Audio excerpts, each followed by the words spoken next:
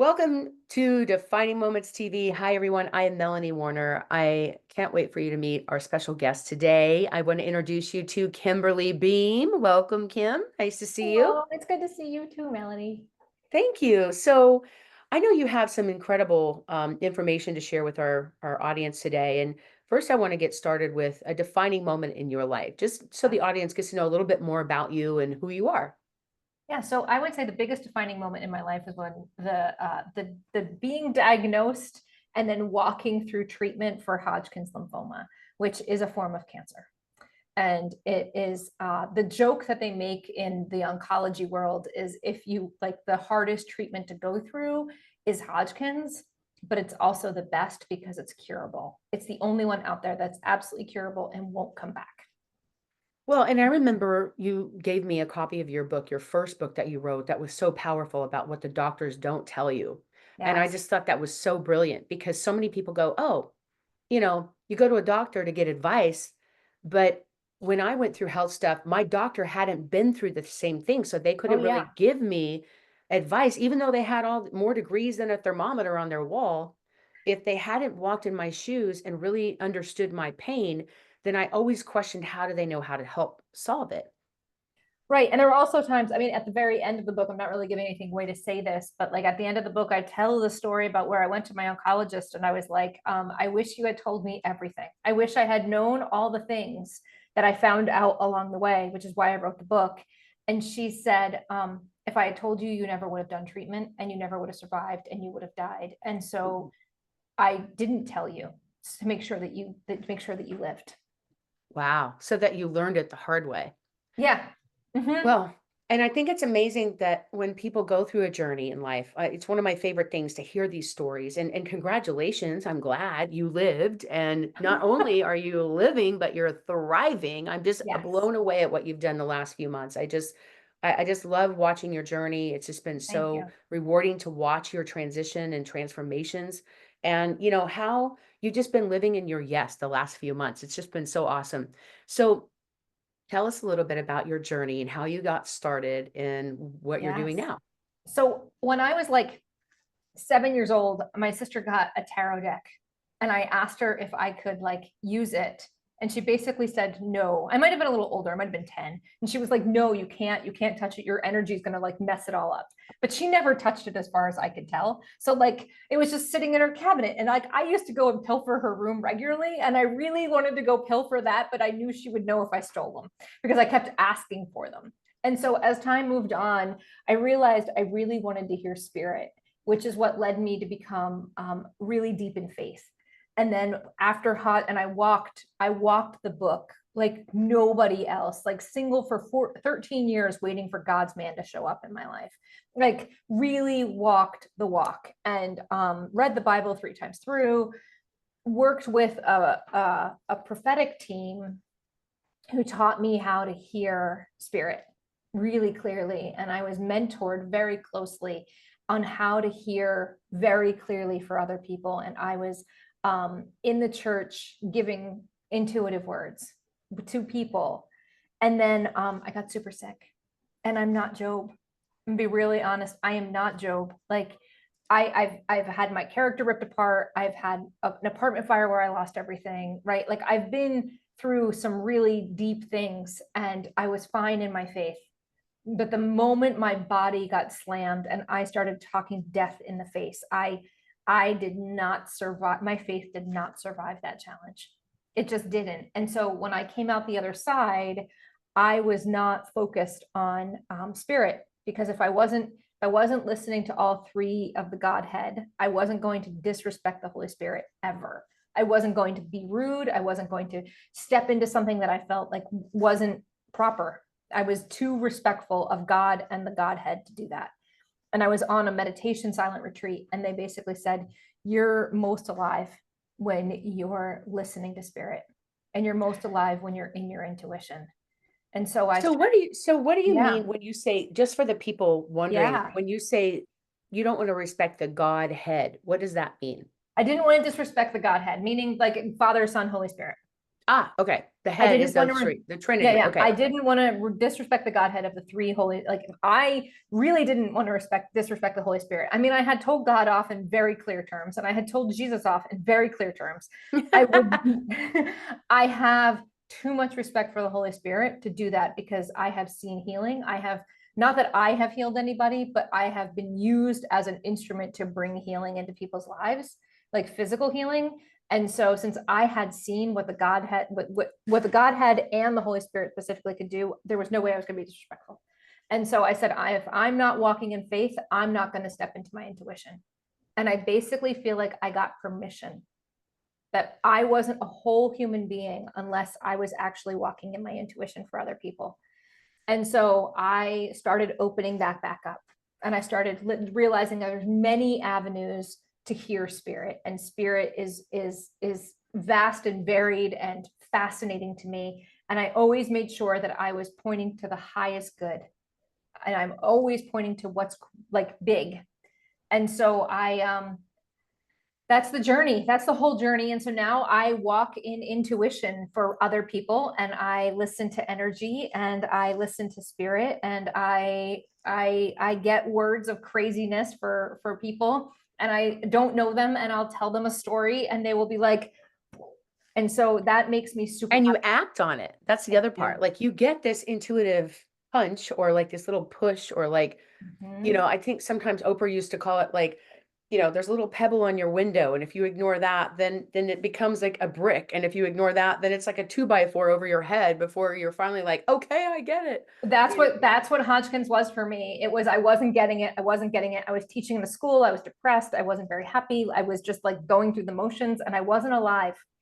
And I realized how not alive I was once I like faced death in the face, basically. So Kim, you went through Yeah. that journey, and through along the journey, you picked up some tools. You kind of created a system that you wrote about in a new book. So Yes. tell us about what is that system, and what's different than some of the things that are out there, and also how is that addressed in your new book? Yes. So this is a new book. It's called Walk in Courage, Trusting. I don't know if I can get you to see it. Trusting the whispers of your intuition.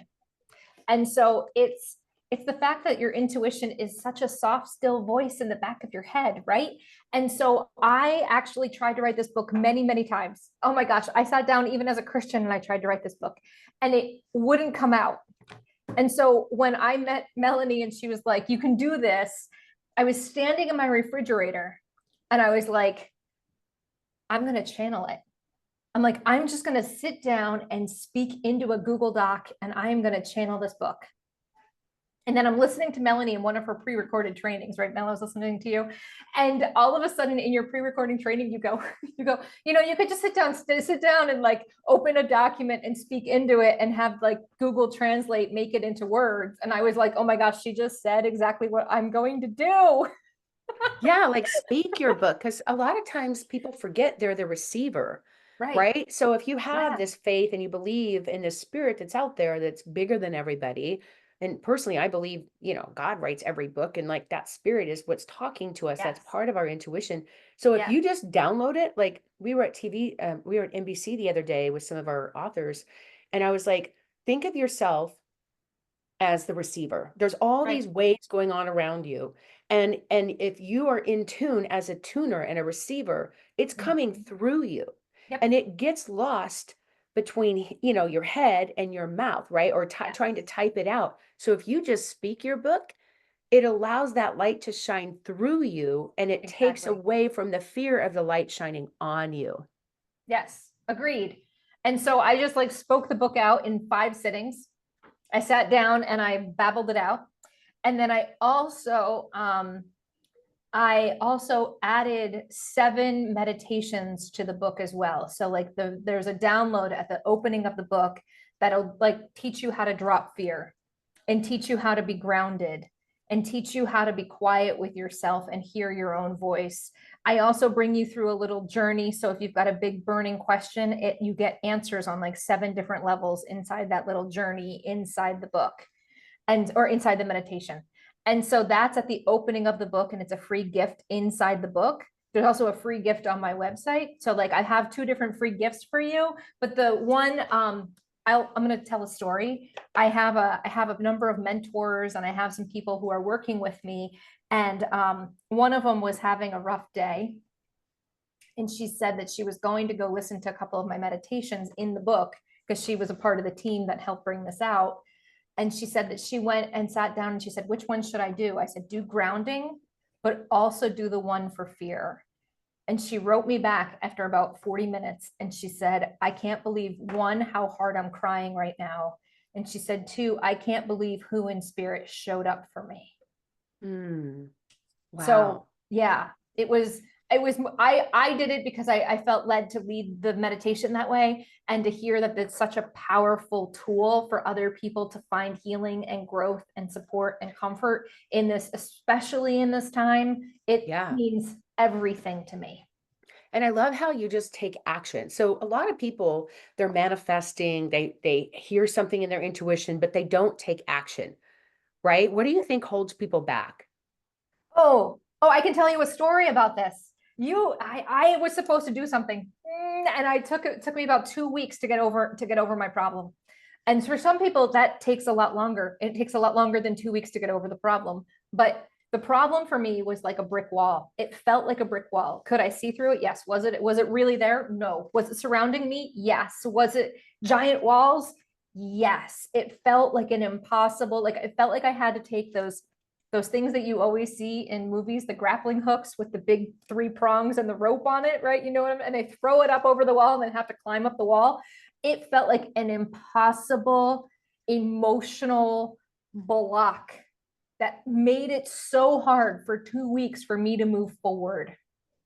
And eventually Mm, I just said, screw it. There's actually a much harsher word than that. And I was like, I'm just going to go for it. Like, what's the worst? I fail. What's the worst? Nobody shows up. What's the worst that happens? I put down a deposit and I lose it. What's the worst that happens? And I was just like, I had to have this talk with myself. But some people just don't even know how to have that conversation with themselves. And some people right. don't even know how to emotionally find the grappling hook. Like they don't even know what tools to use to get over that wall of this feels terrible. And I think the way you say the grappling hook and get over the wall, because people get lost in themselves and their Yes. own fear. And it can Yes. be debilitating, it can make you feel paralyzed. And I Yes. often say that fear robs us so much more of what any ex could ever take from us, or anybody who's ever robbed us or abused us. Like anything that anybody's tried to take from us, fear is the worst by far. And that's one thing we have control over. I love this story too about, I mean, look at the journey like you've been on in just the last 60 days. It's just wild. Like between going to the Emmys party, and then, Yes. I told you when you came out for a training with us, fly first class, and you happen to sit next to a guy, you're talking about intuition, you're using that 60-second pitch we taught you, and now all of a sudden you're like, he invites you to come speak. Oh, one of the biggest companies in the world. I mean, it's just amazing how quickly you've manifested. Your book is done. My book is You done. you've got all these assets created in a short amount of time. You were on NBC. Like Yes. and I mean, all of this in a very short span of time, Yeah. which It can was, sound overwhelming to people, but you've just made it happen, girl. I'm so proud of you. and that is also something you talk about as well, which is the power of saying yes, which I had already embraced well before, which was, I think, a Jim Carrey movie at one point where he was Mhm. just like, are you a yes man? Right. And like, what are the things that happen if you say yes? And what are the things that happen if you say no? Well, you know what happens if I say no? I'm alone in my apartment, reading a book, knitting, being sucked up into some TV show, right? That's what happens if I say no. If I say yes, I might be alone and in my apartment, but I'm recording, I'm writing a book, I'm planning the next venture, I'm looking at like how to build a what is it, a master class, right? And I'm planning like my live events. Yeah, I might be alone in my house, but I have plans and I have goals and I have vision, and I wind up in an Emmy gifting suite, and I wind up in a on NBC, and I wind up like at a Rotary event giving a morning talk, right? Like this is what happens if I've got vision and I say yes. And the beauty of this now is you have different ways to monetize your income as an author, speaker, and coach. You've got your book, you have speaking engagements, you have training, workshops, you have your own live events. And so it's really the same content that's just bits and pieces of the book. And I think that's when people get overwhelmed thinking they have to create all this content, but it's the expertise is already in you. Like your Yes. experience is your expertise. Yes. So what, And all the things how, I've ever read, and all of the Mhm. authors I've taken in, and all of the people I've bumped into who have given me such amazing gifts, like you, Melanie, right? Like all of the things that I have gleaned from all of the people around me. And there are times I quote you. Um, this might be a bit of a sidebar, but what does Napoleon Hill say on every elevator ride? I tried to remember yesterday and I couldn't. Oh, okay. So this is Napoleon Hill's BFF. It was W. Clement Stone. Over 100 years ago, he was a billionaire with a B, and he used to be in this high-rise building. And when people asked him, so if you don't know Think and Grow Rich, it's like the Bible of entrepreneurs. It's amazing.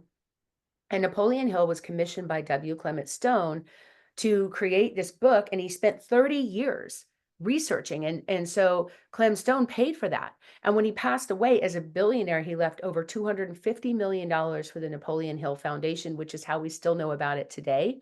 They Right. also used to have masterminds with very affluent people back then. Even a woman who was a singer, they helped her make $30 million in the 1930s as a female singer because of these masterminds.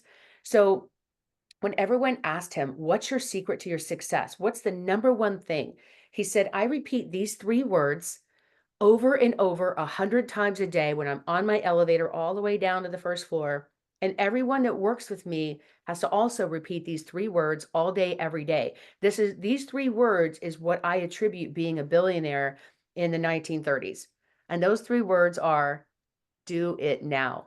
Yes, that's exactly right. I was Do thinking it it was just now. do it, but no, it's do it now. No, that was Nike. They stole it. Just do They it. stole it. It's do it now. Do it Because now. the first time I incorporated that, I was up till 1 a.m. 2 days in a row. I was overwhelmed because I would wake up every day and have like literally the to-do list from hell that was like 5 pages. And there's no way. It was overwhelming. And Yes. when I started doing this, you guys, it changed my company, and everybody in my team does this now. And we don't procrastinate, Yes. because procrastination is the assassination of your destination. And that's what Eileen Wilder says. I love her. And it's so true. And because he found that the enemy of success was delay. It was how many times do we put things off and they really are only going to take a few minutes, and we spend more time arguing with ourselves about it versus Yes. just doing the thing. Just do it. And Do it now my now. to-do list is on a post-it. If it doesn't fit on a post-it, it's not happening in the day. And my mantra is, if it is to be, it is not up to me, because I am scaling. I'm a CEO, and I Right. have a team that I have hired to empower for a reason. I don't have to do everything. But the biggest struggle was going from being that entrepreneur to a CEO. And that's where I value those masterminds and that advice, and being like in the room with those great minds is what I say all the time. Even if you have this imaginary mastermind and you think about what they might be saying and how they might be doing it, that's using your intuition, So right? let me tell you, in my book, Walking Courage, right? I give you one time somebody told me to sit down with my board. Who's on your board, Kim? And I was like, I don't know who's on my board. She's like, who's on your board? So I was like, well, I know I have three guides. I know what they look like. I know who they are. They're on my board. I'm like, Archangel Michael is on my board. Joan of Arc is on my board. Um, Diana, the goddess Artemis, she's also known as Artemis, the goddess of the hunt, she's on my board, as is Athena. She sits at the board table too. So we all sit around this board table, right? And when I bring up the like issue about being single and like guys, Joan of Arc every time rolls her eyes and goes, "Oh, must we? I'm so sick of this. This is not why I'm here," right? Because Joan of Arc has zero desire to talk about men. It cracks me up every time. And so I sit down with my board and I talk to them about what's up, and I give instructions on how to do that inside Walking Courage. So tell me who this book is for, and how Yeah. can people get in touch with you and follow you from here? So this book is basically, I mean, my ideal client avatar, the exact person that the book is written for, is probably for a female, because most females, to be generalistic and stereotypical, it's most females who are looking to look within and find themselves and seek and find and dig with a grapefruit spoon, right? And find out what's going on in there. Um, So, but is it only for men, women? No, I've had a number of men readers read my book, people who weren't into intuition before, who were like, this is really fascinating door that you just opened for me. Right, Um, because a lot of men, I mean, we've heard women's intuition. We all have yeah, eyes in the back of our head. We can feel things deeper, and a lot of men don't know how to tap into that. So that's really interesting that you have that door for them as well. That's great. yes. And then you can get a hold of me at kimbeam.com. So Kim Beam, I make the joke Kim Beam like Jim Beam, but I don't drink, so it's really funny. Um, And you, kimbeam.com. And then you also have a free gift for our audience yes. today. And by the way, this is the price, the book, her ebook is launching right now and it's priced at only 99 cents. So take advantage of it. You can also go, if you're in the US, you can go to the homepage at Amazon where the book is right now live Mm. during this launch. And you can hit buy for others and you can take this drop down menu and buy multiple copies and get a redemption link from Amazon. If you want to buy it for other people, it makes a great gift. And right now it's a special price, only 99 cents during the launch. If you happen to be watching this later, it won't be priced at that. So just a little disclaimer. Exactly. But tell them if they come by your book, right, then they can Yes. email you or they can get in touch with you for Yes. this free gift. What, tell us about that. Yes, absolutely. So if you buy the book, right, and you email me that you got it, right, I will be happy to send you the hard copy when the hard copy comes out. Like I would love to do that. I'd love. I know a lot of people are like, I'm not in love with an ebook. I get that. Get the ebook, read it, give me a quick, honest. If you hate it, tell me you hate it. Honest review, right, and I'll be happy to send you the hard copy.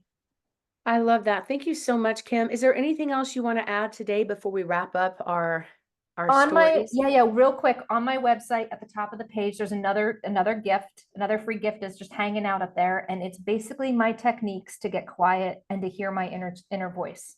It's all the things I do to quiet my mind because my mind is going, as you can probably guess, 9 million miles an hour. And it's what I do to get quiet. It's what I do to find peace. It's what I do to find grounding. And in these times, especially when we're all feeling a little fear, a little angst, a little, right? We're all a little heightened, right? It's a great resource. It's about 9 pages of PDF about what I do. And it's step by step. It's really simplified. And I'd love you to just grab that and find a little peace in your life. Oh, thank you so much, Kim. I appreciate it. And by the way, if you all are wondering how in the world did Kim do all this in the last few months or weeks, actually, then you can also click on the link below in our website at mydefiningmoments.com. Fill out an Mhm. application to work with us or meet with someone on our team and find out a little bit more about where you are in your journey of either writing a book, getting featured in the media, getting booked on stages as a speaker, and wherever you are in that journey as an expert in your own right, as an author, speaker, coach, mentor. We would love to support you on that journey as well. So Kim, thank you so much for being here today. Thank you so much Can't for having me. I really appreciate it. Oh, I can't wait to see what you do with this. It's so exciting. And please come back and update us on your journey. It's always an adventure. It's always so much fun to watch what you're doing. So thank you again. And best of luck to you and the book and getting it out there to so many people who I know you're going to impact a lot of people with this. Oh, thank you. Thank you. All right, everyone. We'll see you next time. Thank you for joining us on Defining Moments TV. Have a great day.